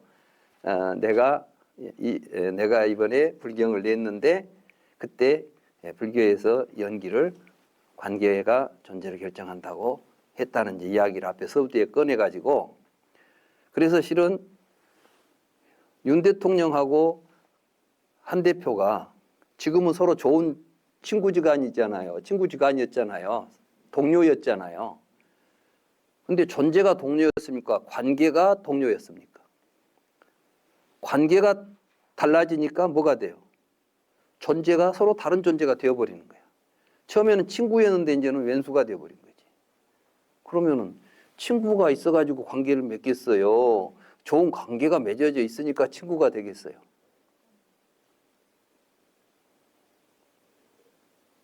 세상은 존재가 없어요. 관계가 존재를 결정하는 겁니다.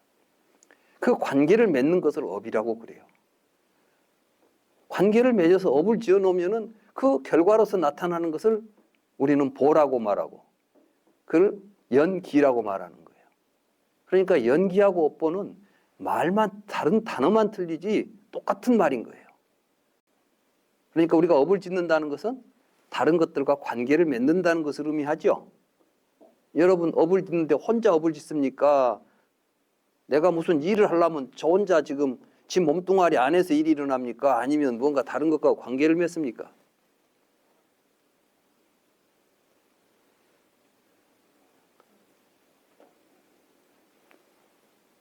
가만히 있으면 너의 일을 안냐 그러죠? 가만히 앉아있으면 일을 안 한다고 그래. 일을 한다는 것은 내가 나 아닌 것과 관계를 맺는 걸 일이라고 그래요. 근데 그때 좋은 관계를 맺으면 선업이라 그러고 나쁜 관계를 맺으면 악업이라고 그래요. 그러니까 내가 남은 물건을 훔쳐가지고 와버리면 이건 악업이 되는 거예요. 내가 다른 사람한테 갖다 주면 선업이 되는 거예요. 근데 내가 훔쳐가지고 왔을 때 관계는 어떻게 돼요? 이제 내가 훔쳐버리면 나는 어떤 존재가 돼? 도둑놈이 되잖아. 그게 업보예요. 그게 연기고. 내가 훔쳤기 때문에 내가 도둑놈이 된 거야. 도둑놈이기 때문에 도둑질한 게 아니라니까. 훔치니까 도둑놈인 거야. 이해가 되세요? 비가 내리는 게 아니라 내리니까 비예요. 구름이 떠다니는 게 아니라 떠다니니까 구름이야. 이해가 되시죠? 모든 존재는 몸짓이지. 지가 하는 짓거리가 존재지. 존재가 무슨 짓을 하고 있지 않다는 거야. 부처님이 깨달은 건 그거예요. 그러니까 업이 얼마나 중요합니까? 지금 이 사태를 보십시오. 이 일을 저질러 놓은 게 누가 했어요? 사람이 저질렀어요? 일이 저질렀어요? 대통령이 말 안 하고 행동을 안 했으면 이런 일 안 벌어지죠. 말하고 행동하기 때문에 일어나는 일들이에요. 세상 일이. 어떤 존재가 있어서 일어나는 게 아니라. 근데 그 말과 행동이 어떻게 해서 나타나요? 생각에 의해서 나타나는 거예요. 대통령 속에 어떤 못된 놈이 하나 살아있으면서 그 일을 하고 있는 게 아니라 지금 상황 판단이 잘못돼가지고 일을 하고 있는 거라고. 생각을 잘못하니까 이런 일이 벌어지는 거예요. 의도가 잘못되니까 이런 일이 벌어지는 거라고. 사람이 있는 게 아니에요.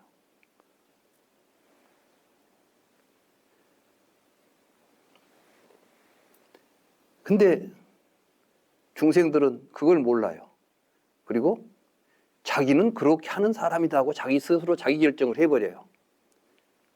나는 이런 사람이야. 나는 정의로운 사람이야. 정의로운 사람이 있겠어요? 정의로운 행동을 해야 정의로운 사람이지. 그런데 못된 짓 하는 사람도 다 자기는 정의롭대요. 왜? 자기는 정의롭다고 자기 결정을 존재로서 파악하고 있는 거예요. 어떤 행동이 정의로운 행동이고 어떤 행동이 좋은 행동인지를 스스로 깨닫지 못하기 때문에 모두가 다 자기 존재를 최상이라고 보고 사는 겁니다. 여기에서 문제가 생기는 겁니다. 그 존재가 없다는 사실을 알고 내가 나 아닌 것과 어떤 관계를 맺어야만 좋아지는가를 생각하세요. 이게 바로 연기법이고 업설입니다. 좋은 관계를 맺으면 좋은 결과가 나온다. 좋은 업을 지으면 행복한 결과가 온다. 이게 불교의 업설이지요. 이게 연기설이고. 그 이상도 이하도 아닌 거. 그러니까 그 복잡한 이론 우리가 공부할 필요 없어요. 업보는 있으나 작자는 없다. 우리는 모두 관계가 존재를 결정한다. 이 사실만 알고 있으면 부처님의 모든 이야기가 이 사실에 근거해서 설해진 말씀들입니다. 그러면 그 업이라는 걸 그러면 이제 무엇이 업이냐 이게 이제 문제죠. 업이 구체적으로 뭐냐? 인도에서도 업설에 대한 업이 중요하다는 것은 불교만 이야기한 게 아니에요. 사실은 업에 대한 관심을 갖기 시작한 건 브라만 교회예요. 근데 브라만 교회에서 업은 우리들 일반적인 행동이 아니에요. 거기서는 제사 지내는 행위였어요. 내가 제사를 지내야만 신이 응답을 해요. 신이 있는데 신에게 내가 아무 말도 안 하고 있으면 신이 내 뜻을 몰라요. 그러니까 뭘 해야 되겠어요? 기도를 드려야지. 기도가 뭡니까? 신에게 내 뜻을 전달하는 거예요. 근데 그냥 맨입으로는 안 돼. 그러니까 이제 제물을 올려야 돼. 그렇게 해서 제사를 지내야 돼. 근데 제사를 지낼 때 절차가 제대로 이루어져야 돼. 이게 다름마예요. 상당히 재밌습니다. 이게 뭐냐면 우리 법원에도 보면 절차가 잘못되면 위법이죠. 이번에 계엄도 과연 이게 계엄령을 선포할 때 절차가 제대로 이루어졌느냐가 또 문제가 된다고 그러잖아요. 계엄이 제대로 되려면 국무회의를 거치고 국무회의에서 의결이 돼야 돼. 의결이 됐으면 뭘 해야 돼요? 이러이러한 의결이 됐다는 것을 회의록으로 남겨야 돼. 누가 뭔 말하고 누가 뭔 말 했는데 결론이 이렇게 났다. 그 다음에 거기에 참석한 사람들이 사인을 해야 돼. 그래가지고 그것에 의해서 계엄이 결정되고 공포를 해야 돼. 근데 이번에는 보니까 모이기는 모였는데 그런 절차가 없어. 절차가 무시되면 위법이니까 효과가 없어. 그 이야기를 아비달마에서 브라만교에서 한 거예요. 그 절차가 복잡해. 그 복잡한 절차를 알고 있는 사람들이 브라만이에요. 그래서 브라만이 제사를 지내야만 효과가 있어요. 그 브라만의 절차에 맞는 행동을 업이라고 말한 거예요. 그러면 반드시 신이 절차를 밟아주면 적법하면 결과를 주도록 되어 있어요. 이게 또 법이에요. 그래서 제사를 지내서 우리가 원하는 행위를 결과를 얻어내는 것을 업보라고 봤던 거예요. 그런데 자이나교에서는 인간의 행동이 업인데 그 인간의 행동이 업이 돼가지고 업이라는 것이 사실은 그런데 물질처럼 실제하는 것들이에요. 그래서 내가 어떤 행동을 하면 우리의 영혼 속에 업이란 놈이 들어와가지고 업이 들어와 버리면 문제가 생겨. 그때부터는 우리의 고통을 주는 거예요. 그러니까 업은 이제 고통스러운 존재예요. 아까 브라만교에서 업은 뭐였어요? 브라만교에서 업은 좋은 업을 지으면 좋은 결과를 가져다 두는 성스러운 행위였는데 자이나교 같은 고행주의자들은 우리가 고통스러운 것은 못된 업을 지었기 때문이다. 못된 행동을 했기 때문이다. 그 행동은 내가 알고 하든 모르고 하든 기계적으로 발생하는 것이기 때문에 그것의 작동 방법도 기계적이에요. 내가 지나가면서 부지불식간에 개미를 받고 갔어요. 개미가 죽었어요. 살생이겠어요? 아니겠어요?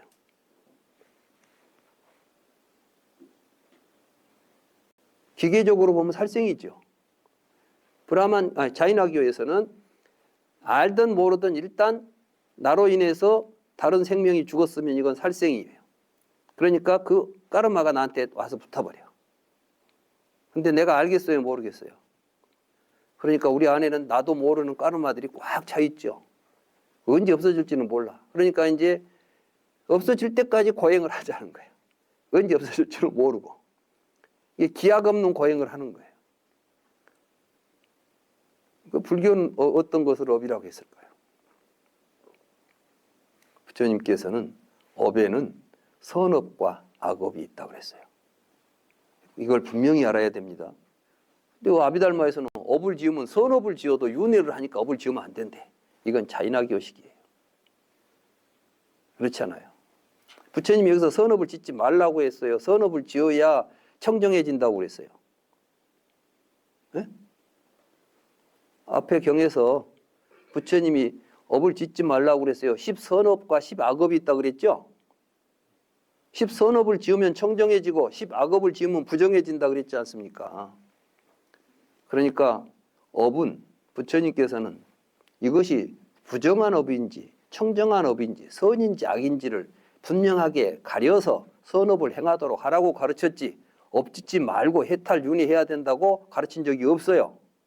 그런데 아비달마 불교에서는 선업도 지으면 천상에 가가지고 또 윤회를 하게 되니까 그런 업까지도 짓지 말고 그냥 업 짓지 말래요. 그럼 어떻게 살라고?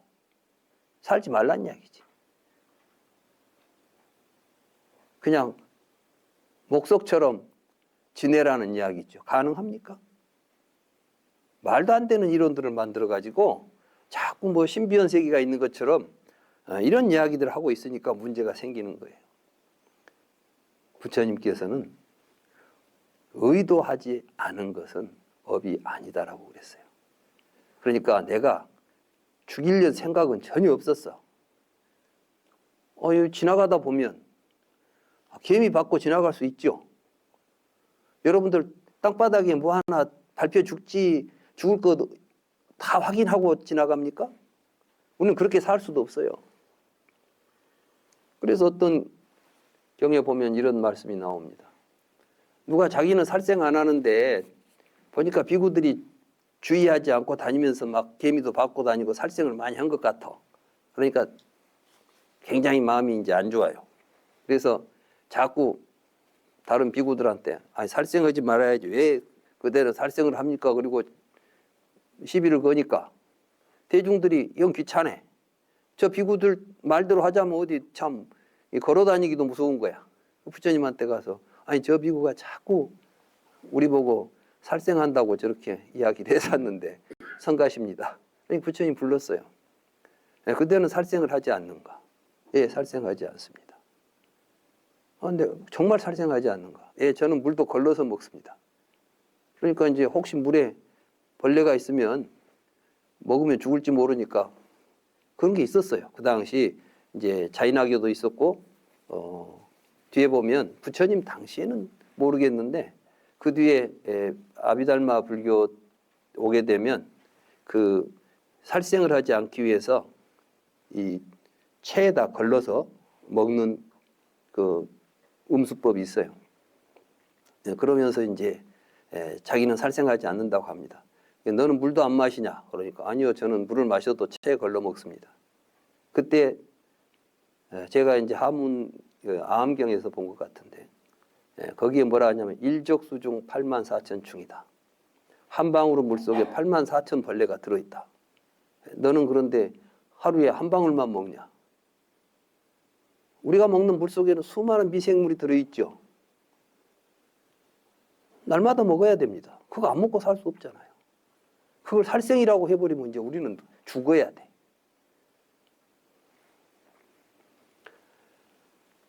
의도하지 않은 것. 그건 업이 아니다. 그래서 이제 그래서 모든 업은 의업이다 그랬어요. 의업이 구업으로 드러나고 신업으로 드러나는 것이지 의업 없는 업은 없다 이렇게 말해요. 그러니까 그래서 그런 의미에서 사이업, 사업 그래요. 사라는 것은 의업을 이야기하고 내가 생각한 것이 구체적으로 실행되면 사이라고 그래요. 이미 실행되었던 것, 생각한 것과 생각되어 버린 것. 그럼 내가 저놈을 죽여야지 이런 생각을 했으면 사업이에요. 그렇지만 그거 업이에요. 그러나 내가 실행을 하지 않았으면 사이업은 아니야. 그래도 그건 업이에요. 그런데 사이업은 그러니까 말하고 행동하면 이미 의도했던 것들이 표출되면 사이업이라고 그래요. 그래서 삼업, 신구의 삼업이지만 그걸 종합하면 의업 하나다.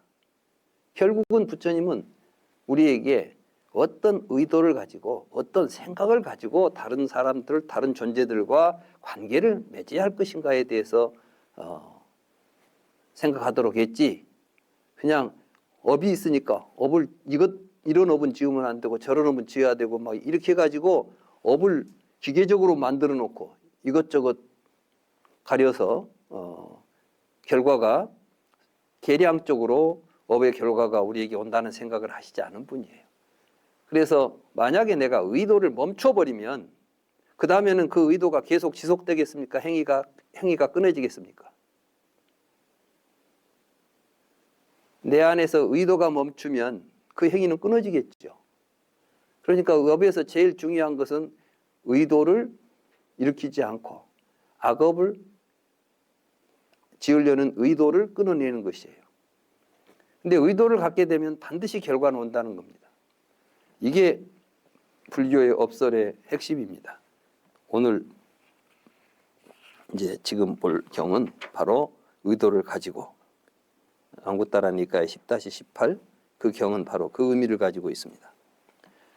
비구들이여 내가 말하나니 의도를 가지고 지어서 쌓은 업은 그 과보를 받지 않으면 그치지 않는다오. 그것은 지금 여기에 나타나거나 아니면 미래에 돌고 돌아서 나타난다오. 비구들이여 내가 말하나니 의도를 가지고서 지어서 쌓은 업은 그 과보를 받지 않으면 괴로움이 종식되지 않는다오. 비구들이 여기에서 나쁜 의도를 가지고 몸으로 행하는 악의에 오염된 세 가지 행위는 괴로움을 가져오고 괴로운 과보가 있고, 나쁜 의도를 가지고 언어로 행하는 악의에 오염된 네 가지 행위는 괴로움을 가져오고 괴로운 과보가 있고, 나쁜 의도를 가지고 마음으로 행하는 악의에 오염된 세 가지 행위는 괴로움을 가져오고 괴로운 과보가 있다오.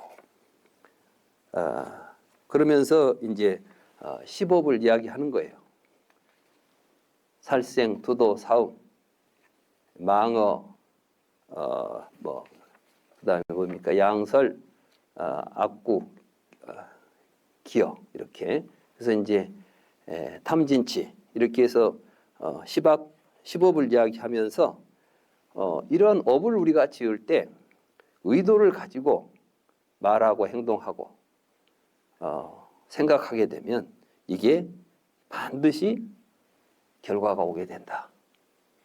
그러니까 우리에게 중요한 것은 의도다. 어떤 생각을 가지고 업을 지을 것인가, 이게 문제인 거예요. 그래서 이제 우리가 공부를 하는 게, 불교 공부 목적은 뭐냐 하면 그렇게 우리의 의도 자체가 나쁜 의도가 생기지 않고 항상 청정한 바른 의도를 일으킬 수 있는 마음을 갖도록 하는 것이 수행입니다.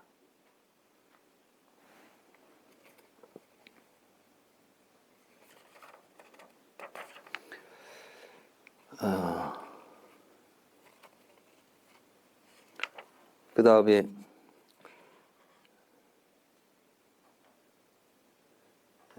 432쪽으로 이제 나쁜 의도를 가지고 있으면 그렇게 되고, 비구들이여 내가 말하나니 432쪽 마지막 줄입니다. 비구들이여 내가 말하나니 의도를 가지고 지어서 쌓은 업은 그 과보를 받지 않으면 그치지 않는다오. 그것은 지금 여기에서 나타나거나 아니면 미래에 돌고 돌아서 나타난다오. 비구들이여 내가 말하나니 의도를 가지고 지어서 쌓은 업은 그 과보를 받지 않으면 괴로움이 종식되지 않는다오.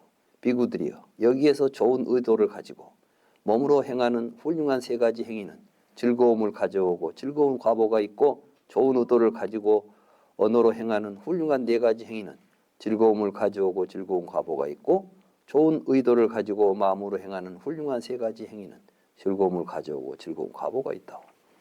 그러니까 결국 우리에게 행복과 불행은 무엇입니까?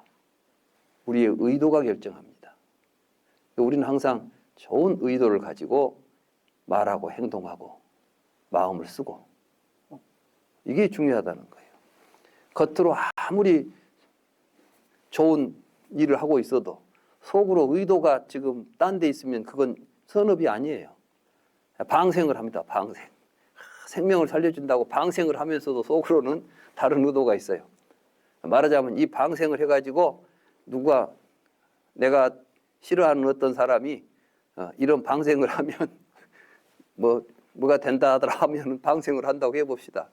그러면은 내가 저 사람을 해꾸지하기 위해서 방생이라는 행위를 했다고 해서 그게 방생이 되겠습니까? 아니라는 거야. 생명을 살려주는 행위의 문제가 아니라 내가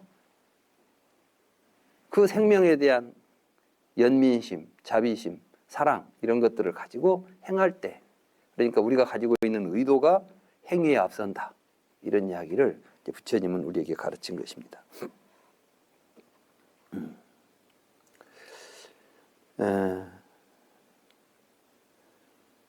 그래서 이제 그 435쪽에 밑에서부터 두 번째 문단을 한번 봅시다. 비유하면. 참 비유가 재밌어요. 비구들이여 비유하면 쥐사이를 위로 던지면 어디에 떨어져도 반듯하게 떨어지듯이 비구들이여 이와 같이 좋은 의도를 가지고 몸으로 행하는 훌륭한 세 가지 행위로 인하여, 좋은 의도를 가지고 언어로 행하는 훌륭한 네 가지 행위로 인하여, 좋은 의도를 가지고 마음으로 행하는 훌륭한 세 가지 행위로 인하여 중생들은 몸이 무너져 죽은 후에 행복한 천상세계에 태어난다. 그러니까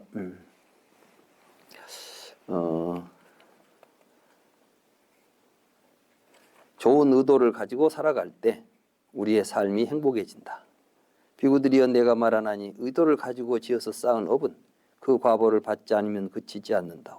그것은 지금 여기에 나타나거나 아니면 미래에 돌고 돌아서 나타난다.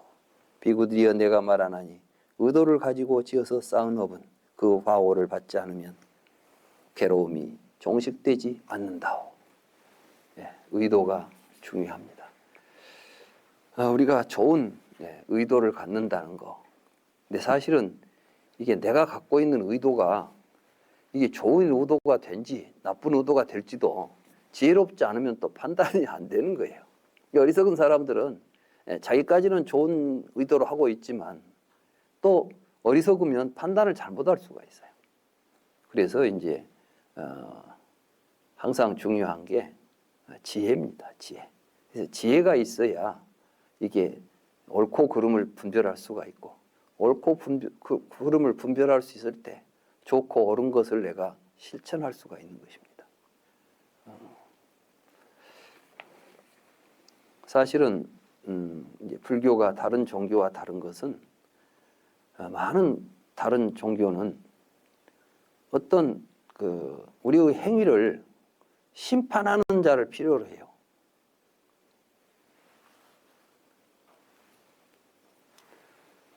칸트 같은 훌륭한 철학자도 신이 존재해야 된다고 요청을 했어요. 왜 신이 존재해야 되느냐? 내가 착한 일을 많이 했는데 그냥 하다 죽었어요. 그런데 착한 행위를 했으면은 그에 대한 보상을 받아야 되겠죠. 근데 보상을 못 받고 죽었다면 억울하잖아요. 그러면 다음 생에 가서 받아야 돼. 그러니까 다음 생이 있어야 돼요. 그리고 다음 생에 가서 내가 그걸 받는데 누가 줘야 돼? 그걸 우겨서 보고 알아서 줄 사람이 필요하잖아요. 그러니까 신이 존재해야 돼요. 그래서 칸트는 그렇게 신의 존재를 증명하고 사후 세계를 증명했어요. 왜? 요청적으로 필요하다는 겁니다. 글쎄 그게 논리적으로 맞는 이야기인지 이치에 맞는 이야기인지는 모르지만은 칸트를 전공하는 사람들은 요청 철학 속에서 굉장히 중요하게 생각하는 부분입니다. 불교에서는 어떤 신이 있어가지고 그 일을 안 해줘도 된다는 거예요. 자인화교도 뒤에 가면은 그런 신의 존재를 인정하게 됩니다. 왜냐하면 업만 가지고는 도저히 이걸 해결이 안 돼. 그러니까 결국은 업을 통해서 다음 세상에 가서 그 심판을 해가지고 정확하게 판결을 해주고 결정을 해주는 존재가 필요하다. 이런 쪽으로 해서 이제 신을 수용하게 돼요. 처음에 자인화교는 무신론이었는데 뒤에 가면 신을 받아들이는 입장들이 나오게 됩니다. 불교는 이제 불교에도 그런 게 하나 등장해요. 그게 염라대왕이죠. 죽으면 염라대왕이 가서 심사를 한다잖아요. 근데 이게 초기 불교에는 있지 않은 이야기예요. 뒤에 가서 이제 우리 중생들 생각에는 내가 착한 일 한 줄 알아줄 사람이 있어야 되고 뒤에 가서 그걸 보상해 줄 사람이 있어야지 누가 저절로 오겠어 이런 생각을 하니까 드러난 것입니다. 그렇지만 실제로 여기서는 뭐냐면 우리들의 관계가 다름아로서 정해져 있어요. 그건 마치 무엇과 같냐면 산소와 수소가 결합되면 물이 되듯이 내가 어떤 행위를 했을 때 그 행위가 주변의 조건과 관계 속에서 결과로 일어나는 것은 이건 다르마예요. 정해진 법칙이에요. 그래서 다르마는 변치 않는다는 겁니다. 다르마는 상주한다는 겁니다. 그래서 부처님께서 연기법을 깨닫고 이 법은 법계는 상주한다. 이 다르마가 서로 관계 속에서 일어나면 이러한 것들은 정해진 법칙대로 잘 이루어진다는 거예요. 예, 그렇기 때문에 열애는 그것을 깨달아서 보여주고 있는 것이다. 그렇습니다. 불교 공부하시는 분들은 반드시 업보가 있다고, 그거는 세상의 자연법칙과 같습니다.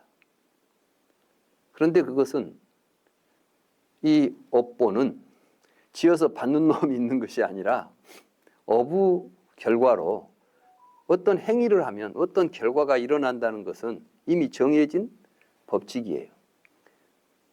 그러니까 내가 콩을 심으면 콩이 나오고 팥이 심으면 팥이 나오는 것은 정해진 법칙이지요. 그 정해진 법칙 때문에 나는 내가 농사를 지을 수가 있어요. 내가 콩을 원한다면 콩을 심으면 되는 것이고, 팥을 원한다면 팥을 심으면 되는 겁니다. 그걸 팥을 심을까 콩을 심을까를 결정하는 것은 무엇이겠어요? 내 선이 결정하겠어요? 내 의도가 결정하겠어요? 의도가 결정하지 않아요. 그걸 의업이라고 그래요. 그래서 의업이 결정을 해서 행동한 것이, 내가 선택을 해야 되겠죠? 우리는 항상 선택을 할 수 있는 자리에 있어요. 근데 지금 우리가 서 있는 이 자리는 결정된 자리가 없어요. 내가 뭘 하도록 결정되어 있는 건 하나도 없습니다. 지금 이 순간 내가 어떤 걸 선택할 것인가를 선택해야 되고, 그 선택이 내올 결과라는 것은 정해져 있어요. 자인학교의 업은 나에게 선택권이 없어요. 과거의 업이 나에게 고통을 주도록 결정되어 있어요. 그런데 불교는 어떤 결정도 미래에는 되어 있지 않습니다. 미래를 결정하는 것은 현재 지금 내가 하는, 선택하는 행위예요. 의도란 말이에요. 그러니까 그동안 잘못 행위를 해왔지만은 내가 이건 잘못된 거야라고 뉘우치고 그걸 내가 수정하고 새로운 행동으로 옮겨가면 변화가 온다는 것입니다. 이게 자유입니다. 불교는 이제 이 업설이나 연기설은 바로 자유의 근거가 되는 것입니다. 업설이 윤회설이 되어버리면은 윤회에 속박되는 이론이기 때문에 자유로 멀어지는 거예요. 그렇게 이해하니까 자꾸 업을 짓지 말라는 이야기가 나오는 겁니다. 그렇지 않습니다. 부처님이 깨달은 것은 업설을 통해서 업을 바르게 이해하게 되면 우리는 그 업을 내가 원하는 식으로 선택해서 행할 수가 있다. 이게 이제 불교의 업설의 본래 의미가 된다. 이렇게 생각하시면 되겠습니다. 예. 콩을 심을지 팥을 심을지는 내가 결정하는 것이지, 팥이 나오도록 되어 있고 콩이 나오도록 되어 있고 되어 있지 않습니다. 사주팔자가 그렇게 되어 있는 게 아니라 내가 지금 여기에서 무엇을 할 것인가 하는 것은 사주팔자가 결정하지 않아요. 지금 여기 그걸 행위하려고 서 있는 지금 이 시점에서 내가 결정하는 거예요. 그렇죠? 사주팔자가 나의 삶을 다 결정하겠어요? 말이 안 되는 소리예요. 어떤 것도 이 업설만큼 확실한 것은 없습니다. 네, 오늘 제 이야기는 여기까지 하겠습니다.